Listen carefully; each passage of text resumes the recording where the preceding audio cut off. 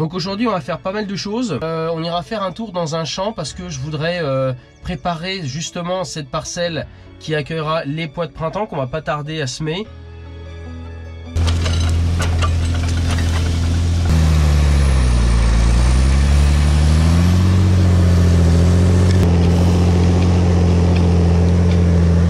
Le seul souci c'est que c'est vraiment trop humide et l'outil est trop large pour la puissance de mon tracteur.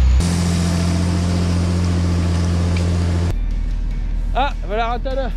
C'est top parce que Ratana, pour la première fois, s'est mis à épandre de l'engrais. Il a l'air de bien se débrouiller.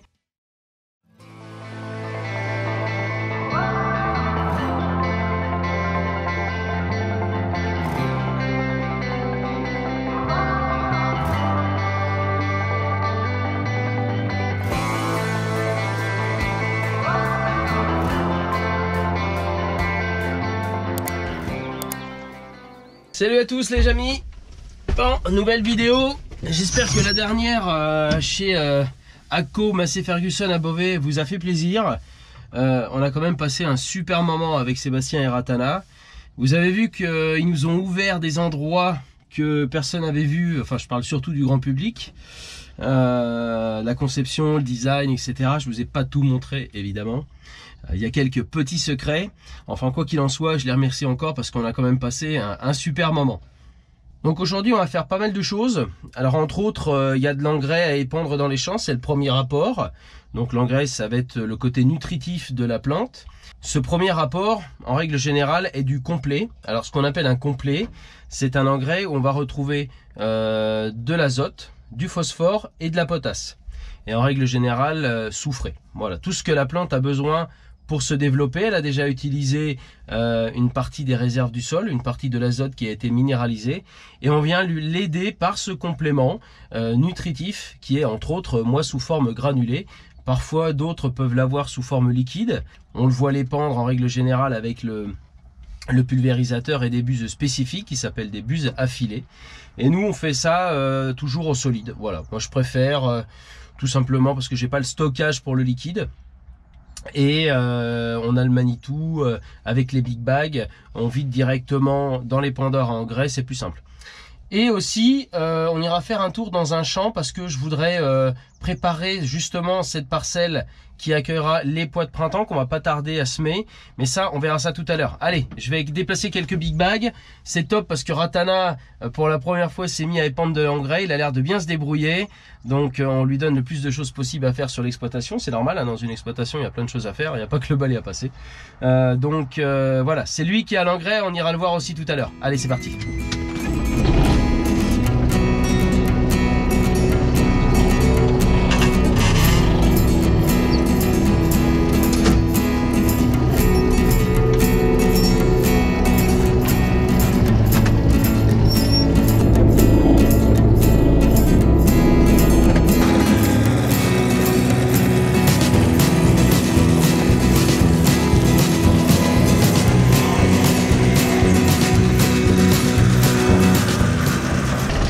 Voilà Ratana, ça donne quoi ce premier essai d'épandage d'engrais?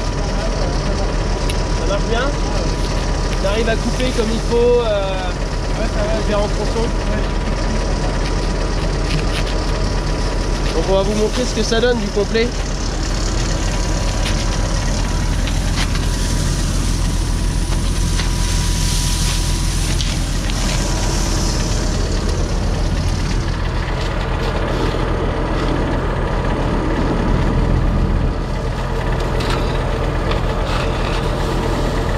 C'est bien Ratana, protection avec les gants, ouais. C'est important. Alors l'intérêt d'épandre l'engrais en ce moment, bon, hormis le fait que c'est obligatoire pour la première nutrition, ce premier apport, c'est que quand il gèle, en plus le sol a une meilleure portance. Bon, on voit que quand ça commence à dégeler, ça fait pas touille, hein, il y a encore un peu d'eau, hein, c'est normal, c'est sorti hiver.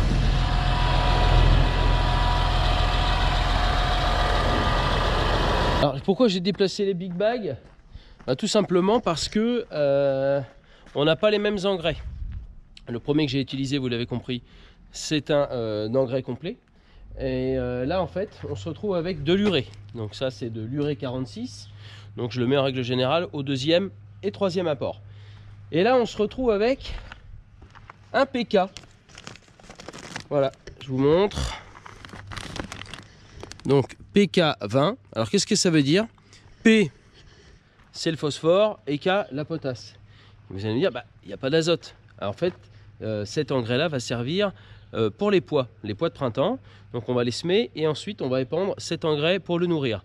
Et comme je vous l'ai déjà dit plusieurs fois dans les vidéos, l'intérêt des pois, des protéagineux, c'est d'utiliser l'azote de l'air et de pouvoir ensuite le transformer en azote à l'aide de ces petites boules que vous retrouvez sur les racines qui s'appellent les nodosités. Voilà pourquoi nous n'apportons pas d'azote, tout simplement le N, dans cette culture-là.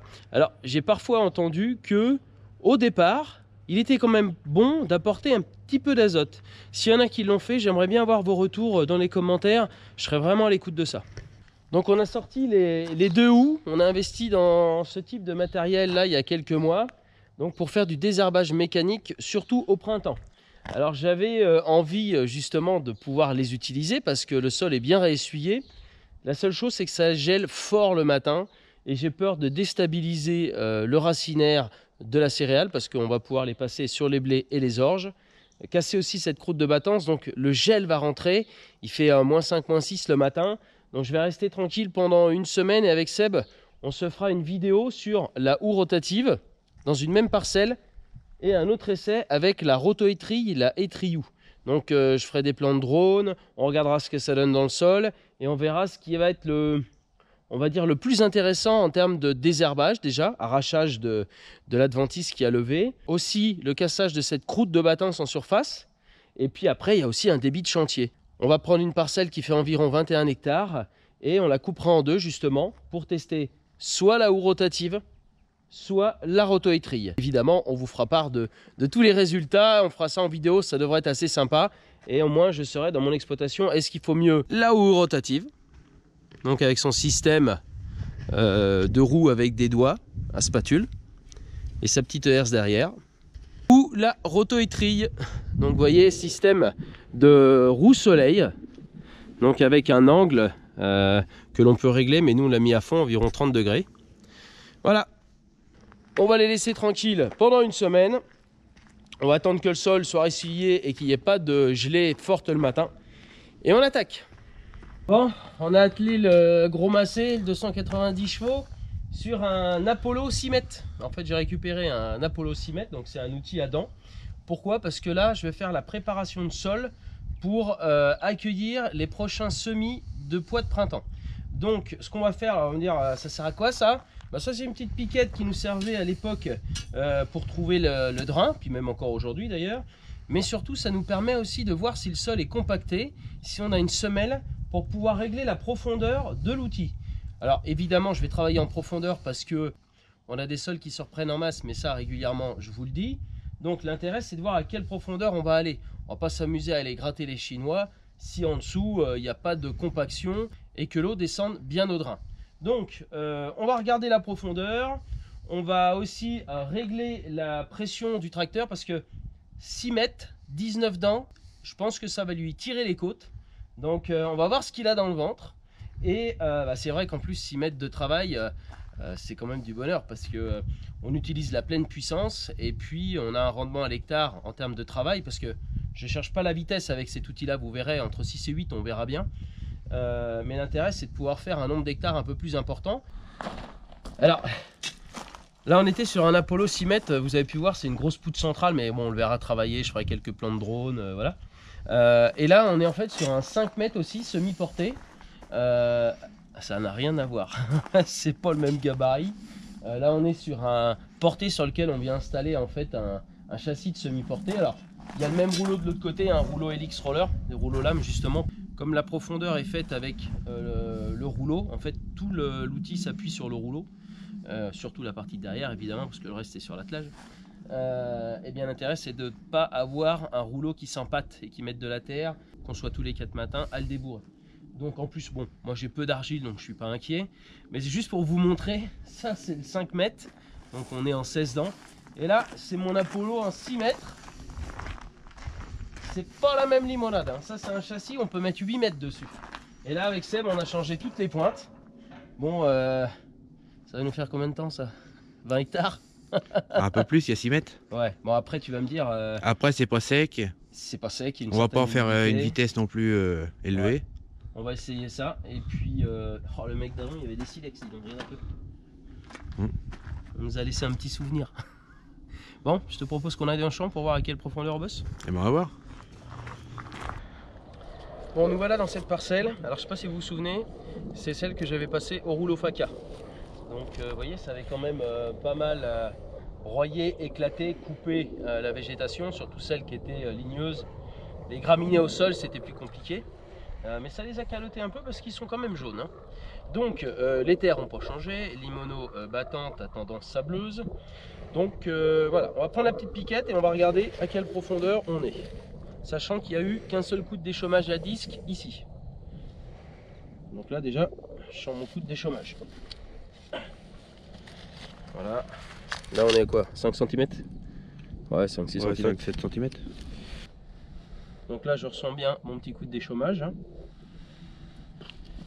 Ensuite ça descend tout seul. Voilà. Puis là on a plus de 30. Vas-y mollo, tu vas choper un drap.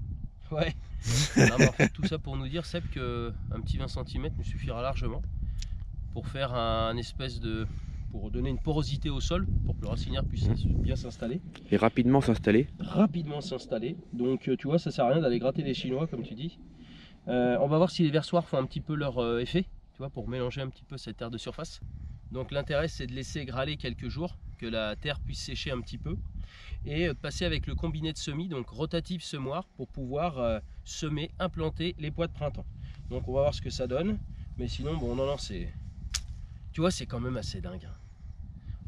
L'année dernière, on laisse juste en déchômage, les sols se sont repris en masse, ça a été le bordel à décompacter. Et cette année, on n'a rien fait sur cette parcelle là, juste déchômer, à mettre l'interculture, et ça travaille tout seul. C'est vraiment la climatologie chaque année et même le type de sol, pas si loin que ça. Hein. Mais si on comparerait à l'année dernière, on a peut-être eu beaucoup moins d'eau aussi. Alors, c'est ce que je te dis, il y a la climato. Donc là, tu vois, alors on va essayer. On va déjà gérer les pneus du Massey. Il faudrait qu'on dégonfle un peu parce qu'il faut une bonne adhérence. Je pense que ça va tirer. J'ai mon opinel. Allez, on y va.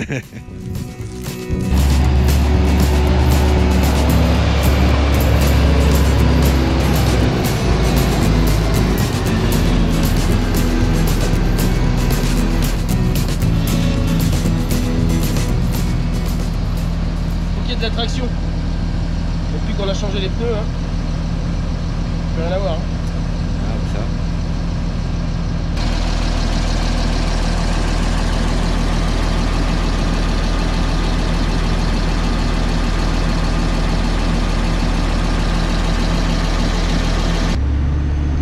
Je pense que déjà, on va le monter à 1800 tours.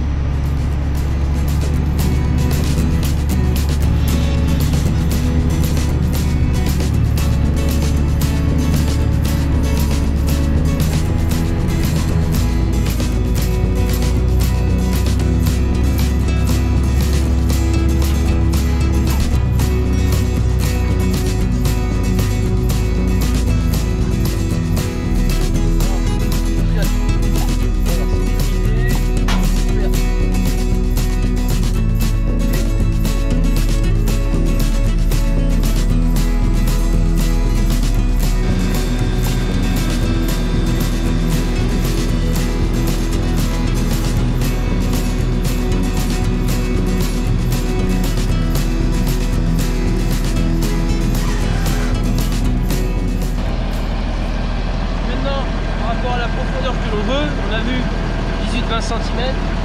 On va régler les cales qui sont à l'arrière, qui font la profondeur du rouleau, et nos roues de maintien de chaque côté qui ne sont pas là pour supporter l'outil, mais juste éviter qu'il y ait trop de pression vers le bas des ailes de la peau. Donc voilà, on a un jeu de cales. Elle a l'intérêt de pouvoir les mettre devant et derrière, c'est-à-dire que ça, il se met en butée et donc le rouleau fait la profondeur de l'outil et le reste des cales vient s'installer derrière pour éviter que on soit toujours avec un mouvement sur le rouleau, et puis en plus on a tout le poids du rouleau qui vient appuyer sur l'outil pour que les dents rentrent mieux. Mais là de ce temps là au printemps Guérin qui est.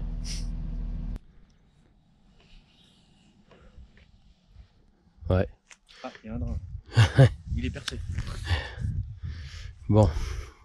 Est-ce qu'on essaie de lui enlever une cale et lui donner un petit peu de vitesse pour voir ce que ça donne? On va pas avoir assez de profondeur. Il faut que le petit pois il s'enracine vite. Si on a un coup de sec au printemps. Pour qu'il puisse descendre rapidement ses racines en profondeur pour aller chercher le frais et puis tous les nutriments.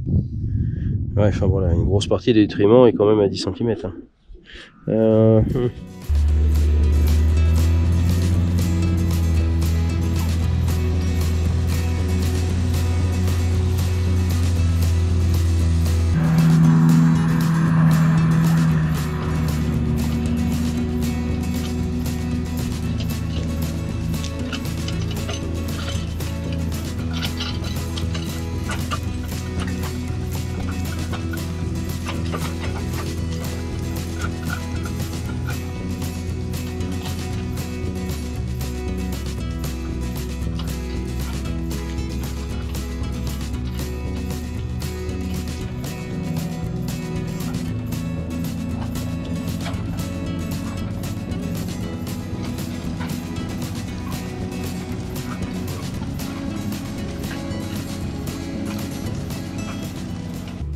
Bon bah vous voyez, les tests dans l'agriculture font partie du métier aussi, donc c'est plutôt pas mal. Le seul souci c'est que c'est vraiment trop humide et l'outil est trop large pour la puissance de mon tracteur, donc faut quasiment attendre. Je pense que l'été ça peut bien se passer. Par contre là on sort de l'hiver, le sol est vraiment encore humide, en profondeur comme en surface. On a l'impression que ça sèche évidemment, mais là, il faudra redescendre, je pense, faire un coup d'actisol, donc en 4,20 m. L'actisol, c'est l'outil à dents qui permet aussi de descendre, et qui a une dent beaucoup plus fine. Donc là, je pense plutôt qu'on va attendre quelques jours, et on va aller chercher l'actisol. C'est une dent beaucoup plus fine, il y a moins de largeur, il n'y a que 4,20 m, donc le tracteur, ça lui permet de lui laisser une certaine puissance et une certaine adhérence. On a une dent beaucoup moins large sur l'actisol. Là, on est sur un pseudo-labour, hein, on est sur un néo-déchaumeur. Alors, il y a un bon petit mélange qui se fait quand même en surface qui est plutôt intéressant, mais c'est trop gras tout simplement. Donc et d'une c'est trop tôt, secondo c'est un outil que j'avais repris qui est un peu trop, on va dire dans ces conditions là, un peu trop gros pour mon tracteur, et il faudrait peut-être un peu plus de vitesse. Et voilà, faut savoir être patient. On va essayer de refaire un tour avec, heureusement qu'on a le rouleau Helix. Donc voilà, on a quelques modes, vous voyez. Ça fait de la pâte à modeler quoi.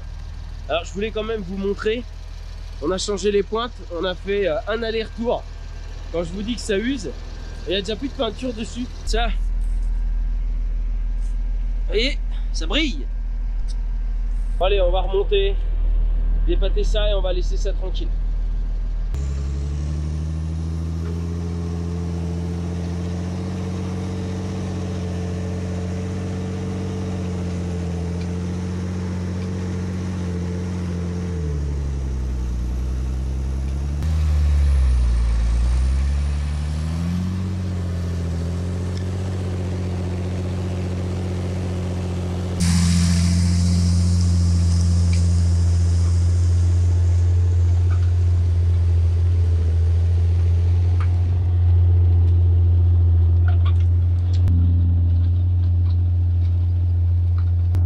Vous voyez là on est sur de la terre plus sableuse.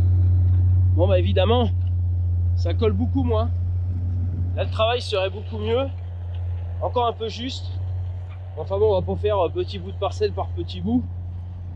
Donc on va être patient, ils annoncent plusieurs jours de beau. On va finir l'engrais. On va attendre que ça sèche quelques jours. Et en plus le fait qu'il tire, j'ai un petit souci. Je pense que mes filtres à gasoil sont bons à changer. Pourtant je les ai changés l'année dernière, je fais environ 200 heures. Donc j'ai une petite alerte avec un code panne erreur qui m'annonce que ce sont les filtres à gasoil. 8 km/h. On est plus dans les sables. Ça fait du meilleur boulot à une certaine vitesse. Hein. Il ira pas plus vite. Donc faut peut-être qu'on lui mette des filtres neufs, ça lui fera grand bien. Ouais, puis en bas, il veut plus bouger. Bon, ça y est, mon outil est dételé. Je vais le laisser comme ça, j'essaierai quand même de regratter quand c'est un petit peu plus sec. Hop. Hop. On va baisser ça. Tac.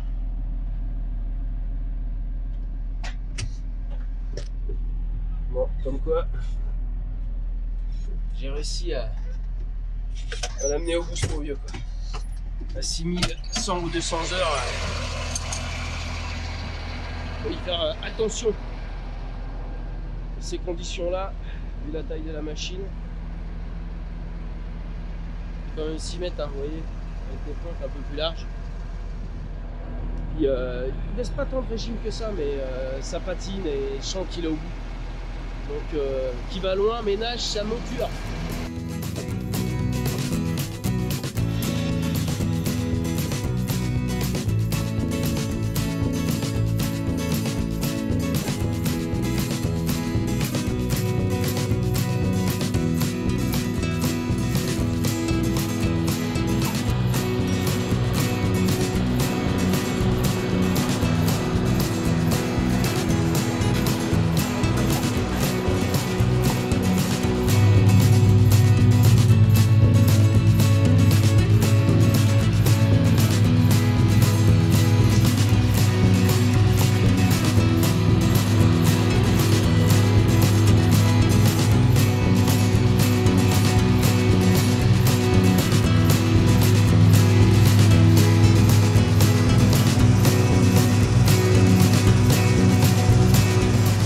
Alors là on arrive sur une parcelle d'orge, donc de l'orge d'hiver, de l'orge fourragère, et assez irrégulière, je ne sais pas si vous pouvez voir, et je peux vous dire que quand on mettra le petit coup d'azote qui est en train de se faire par Ratana, évidemment, on va avoir la plante qui va se nourrir, et qui va pouvoir se redynamiser, entre autres avec des températures qui vont excéder un petit peu le zéro actuel.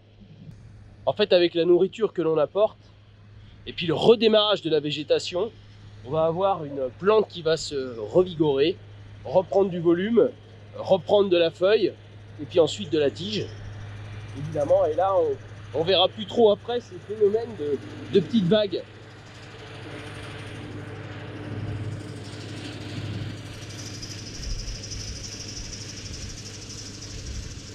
Alors moi, ce qui me plaît aussi beaucoup dans les parcelles cette année, c'est qu'on a des champs qui sont plutôt propres.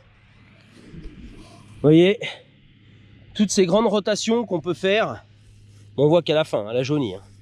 Avec le stress hydrique et tout là. En plus, ajouté à ça, mais on a des champs qui sont quand même plutôt propres. Voilà. Allez, un petit chardon là.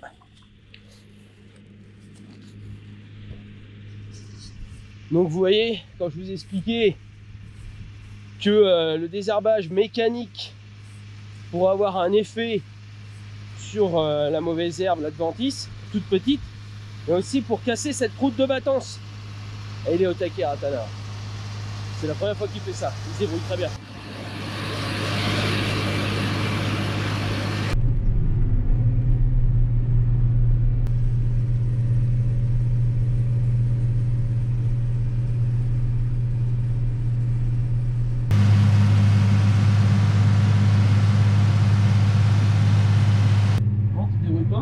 Ça te plaît? Ça me plaît. T'as pour mettre d'apprentissage. C'est ça. Ouais. Ah, ça serait encore plus agréable avec une véritable coupure et une pesée. Hein. Ouais. Coupure électronique et tout. Bon, ça viendra peut-être avec le temps. Oui. Faut déjà se faire sur le basique. C'est ça. Ouais. Quand tu l'as compris, c'est tout bon. Et ben voilà ce que ça donne quand les drains sont bouchés. C'est le caca. Quand ça flotte, on s'en rend compte rapidement. Hein. Tu sais que mon père, à l'époque, il travaillait que dans ces conditions-là. Ah oui. Ouais. À l'époque, il prenait 400 mm de plus que nous. Et je me souviens, il n'y avait pas un printemps où les ornières elles étaient énormes. Ah oui. Ah, c'est un truc de fou. Et là, dans certains coins, là, alors il y a aussi il y a eu beaucoup d'eau qui est arrivée et le sol n'a pas eu le temps d'absorber. Puis tu sais, il travaille pas super bien ici, donc les sols se reprennent vite en masse, surtout dans les coins comme ça. Et mon père avait ces trucs là. Je te jure, t'aurais vu l'état du tracteur. Oh, Oui, je pense. De toute façon, il y a un moment, je m'étais résigné à dire que le tracteur allait être dégueulasse tout le printemps. Bah, qu'est-ce que tu fais? Bah écoute, l'engrais est terminé. Tu as bien vu qu'on pouvait pas gratter pour le moment. Donc on va finir l'entretien des filtres et des huiles de tous les. Enfin, on a pris une partie des tracteurs. Le classe n'a pas été fait. On a les filtres. Donc on va faire les filtres à gasoil, filtres à huile, et je pense. Tu vas me dire ce que tu en penses. On va regarder les petits calepins, mais je pense que l'huile hydraulique va y passer aussi. Hein. Oui. Et faudrait pas que tu prévois des pneus pour la benne? Attends, je pensais que je les avais déjà commandés. À l'arrière? Que... Il y a 2 ans. Non. J'ai recommandé. Non, j'ai Donc commandé. celui-là, ça va. Non, Mais non. de l'autre côté, Non, c'est une non, non, catastrophe. En fait, je les ai commandés. Les mêmes que ceux-là. Donc on part sur du rechapé, souviens-toi. Sauf qu'ils les avaient plus en stock. C'est pour ça qu'on les a pas reçus. Donc je regarderai demain. J'appellerai Prodil demain. Et on a repris exactement les mêmes. J'ai repris exactement les mêmes, tu vois, rechapé. Donc rechapé, pour ceux qui ne le savent pas, en fait, ils récupèrent des carcasses d'anciens pneus sur lesquels ils mettent une bande de roulement qui vient de se mettre jusqu'à ici à chaud. Ancien pneu, 2 camions. 2 camions, tout à fait. Et franchement, ça fait un bout de temps qu'on tourne avec des rechapés. Hein. Bah, ça bouge pas. Non, franchement, c'est pas le même prix. Pas l'intérêt de mettre du BKT. Ouais, les deux là, surtout l'autre à côté. Tu vois, ça c'est pareil, les remorques. Un bon coup de nettoyage, on avait refait tout l'hydraulique, on avait resserré, on avait changé les tuyaux, les 2 pneus, et ben on va être pas mal. Hein. Bah, surtout pour le peu qu'elles servent. C'est clair.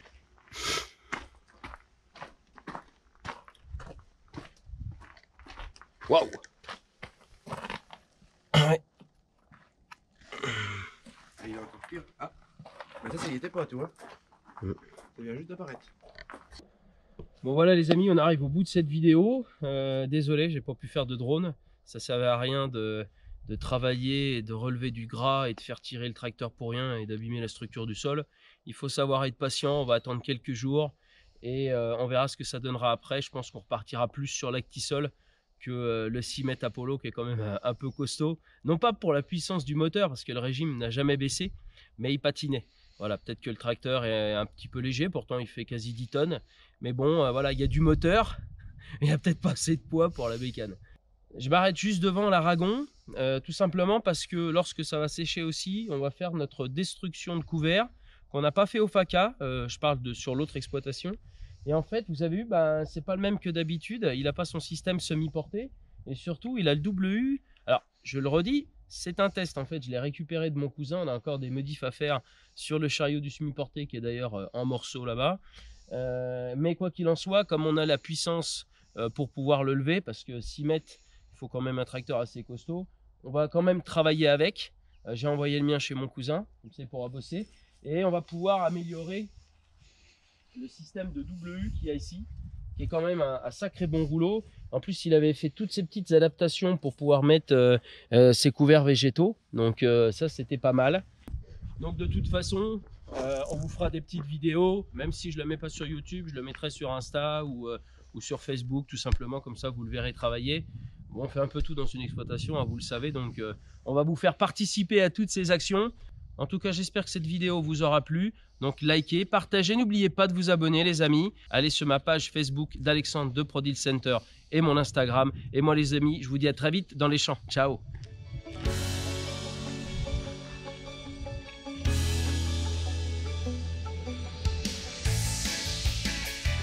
Ça, on n'ira pas jusqu'aux Chinois, vu que les Chinois, ils sont pas grands. Et les dents seront pas assez longues. Je voudrais pas me piquer avec une épine en traversant. Allez Pépère, là, c'est ça c'est l'aéroport de Château-Roudéol. C'est la 3e piste la plus grande d'Europe. Et en fait, c'était l'ancien aéroport de l'OTAN. Et il y a encore tous les tests d'avion qui sont faits là, les pilotes qui apprennent à piloter, un coup de rotative avec le semoir En combiné. Tournesol en combiné. Mais ta connerie, on sème du petit pois. Moi je veux bien, mais on n'a pas fini de charger à 250 kg hectare. Il y a de la place, hein. On va mettre de l'autre côté, de l'autre côté. Du moins connecter les gonflages. Donc on aura le télégonflage un jour. Sur le 8740 que t'as commandé. Regardez dans la vidéo, il y a 15 jours. Vous le verrez sur la chaîne de production.